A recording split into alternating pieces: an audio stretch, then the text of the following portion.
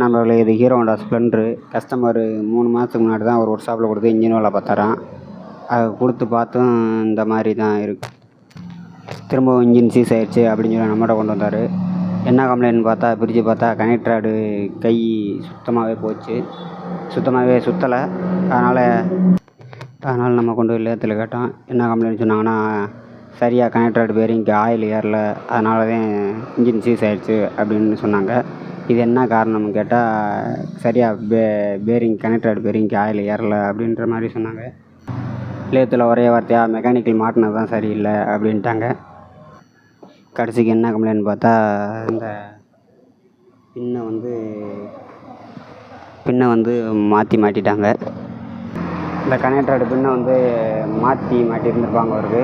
அதனால் என்னென்னா, இது உள்ள போகிற ஆயில் கனெக்டர் ராடு பேரிங்க்கு ஏறாமல் உள்ள ஆயில் சர்க்குலேஷன் ஆகாமல் ஹீட்டில் அப்படியே பேரிங் ஊரம் கனெக்டர் ராடு பேரிங் ஊரம் இந்த பேரிங் ஊரம் போச்சு. அதனால் மெக்கானிக்கல்லாம் என்ன பண்ணணும்னா எல்லா மெக்கானிக்கலும் இந்த ஷாஃப்ட்டில் ஆயிலை ஊற்றி பார்த்துட்டு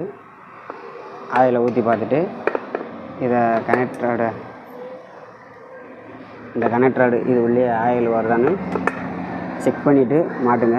கடைசிக்கு மெக்கானிக்கல் மாட்டினா தான் சரியில்லை அப்படின்னு லேத்தில் சொல்ல வராங்க. கொஞ்சம் பார்த்து மெக்கானிக்கல் இதை அதான் நம்ம செஞ்சுக்கணும். ஷாஃப்ட் உள்ளே ஆயிலை ஊற்றிட்டு இந்த கனெக்டர் ராடு இதில் ஆயில் வெளியே வருதான்னு மட்டும் பார்த்துக்குங்க. அப்படி வரலன்னா திரும்பவும் லேத்தில் கொண்டு போய் கொடுத்துருங்க. இல்லைன்னு சொன்னால் திரும்ப இந்த மாதிரி 3 மாதத்தில் அந்த மாதிரி கனெக்டர் ராடு பேரிங் போய் கடைசிக்கு மெக்கானிக்கல் தான் மாட்டினா சரியில்லைன்னு வந்துடும். ஏன்னா ஏற்கனவே ஒரு மெக்கானிக்கல் மாட்டி தான் இது சரியில்லைன்னு வந்தது. அவர் ப்ராப்பராக அந்த இதை செக் பண்ணியிருந்தாருன்னா இப்போ அவர் பேர் கேட்டிருக்காது. யாவுன்னா எதுனாலும் மெக்கானிக்கல் கம்ப்ளைண்ட் தான் சொல்கிறாங்க. லேத்தில் இந்த பின்னை மாட்டினதுக்கு மெக்கானிக்கல் மேலே பழி வருது.